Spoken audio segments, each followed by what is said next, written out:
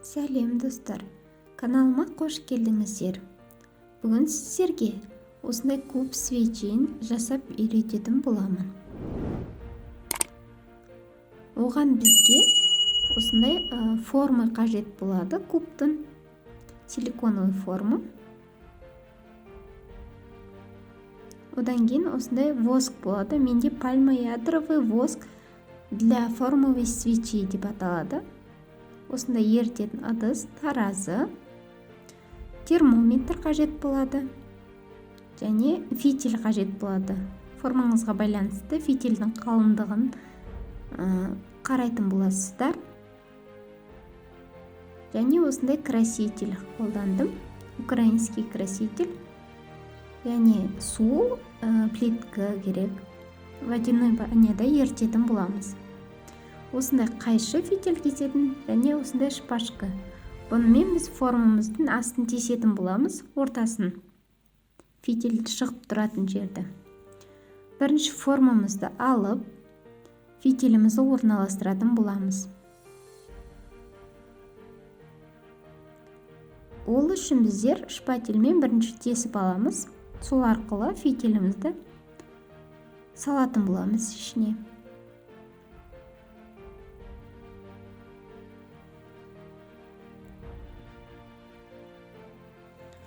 Осылай ішіне қарай салып, фитилімізді ішіне қарай тартып, сыртына кішкентай жануға қалдыратын боламыз.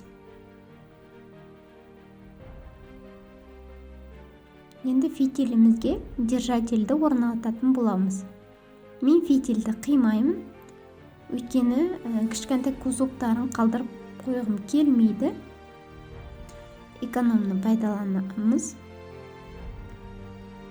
Осылай орналастырып болғаннан кейін, енді воскымызға кірісетін боламыз. Бірінші воскты ерітетін боламыз. 150-160 грамм аласыздар. Сол осы формаға жеткілікті болады. Өлшеп алғаннан кейін ыдысымызға саламыз. Бұндай ыдыста ерітудің жақсысы, сіздердің восктарыңыз 100%-ке шейін ысып кетпейді. Водяной баняда оның градусын бақылап отыра аласыздар. Бізде бұлай 70-75 градусқа шейін ерітетін боламыз. Одан кейін судан алып тастаймыз. Қыздар, менде восктың российский түрі, производитель Россия деп тұр. Бұны китайский түрлері де бар. Китайский түрлері дұрыс қатпайды, қыздар. Лучше сіздерге айтатын российский, украинский түрін алсаңыздар деймін. Бізде восктың екі түрі болады. Контейнерный воск және формовый воск деп. Контейнерный воск бұл біз бокалдарға қоятын свечимізде контейнерный воск қолданамыз.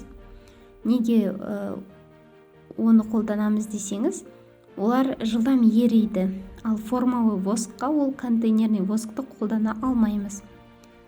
Өйткені ол формасын ұстап тұра алмайды. Сондықтан мұқият алатын жерлеріңізден сұраңыздар, қыздар.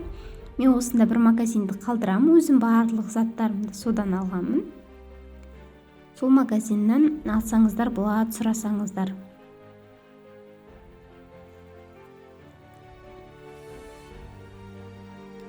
Осылай 75 градусқа келгенде біз судан алатын боламыз. Енді осыдан кейін 70 градусқа шейін түсіреміз градусымызды. Суытамыз.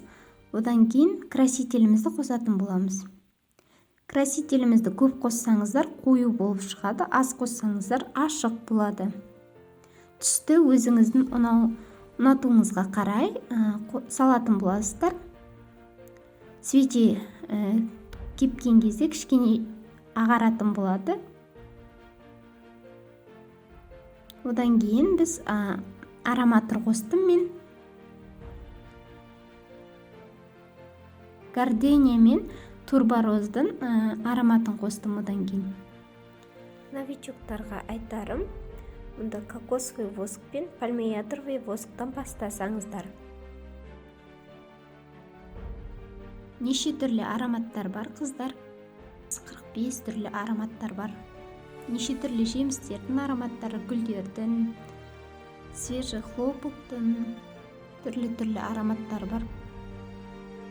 Өздеріңіз магазиніне барып көргендеріңіз жақсы негізі. Мен 4 түрлі аромат алып келдім өзімен. Бүгін осы түрін қолдандым. Енді 65-70 градуста уже формамызға құятын боламыз.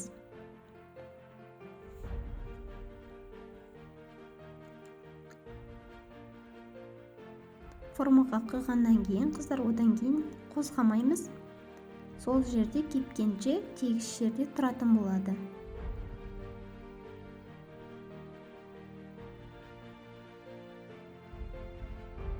Менде бір күн тұрды.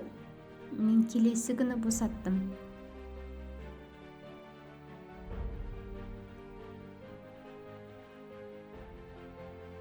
Міне, қыздар, енді біз фитилімізді қиып алып тастайтын боламыз. Менде держательдің орны қалып қойғандықтан кішкене фенмен ертіп алатын боламын. Бірақ мен формаларын жан-жағын кішкене босатып жібердім. Сондықтан ерткен кезде менің воскым ішке қарай кішкене еріп кетті. Сондықтан формамды бүлдіріп алуға қалдым кішкене. Сондықтан сіздер форманы босатпай ертсеңіздер. Осылай ертіп алғаннан кейін бір 15-20 минуттан кейін формадан алдым. Формадан босату оңай. Бірінші жан-жағын босатып аласыздар. Сосын формамызды сыртқа қарай айналдырып босатамыз.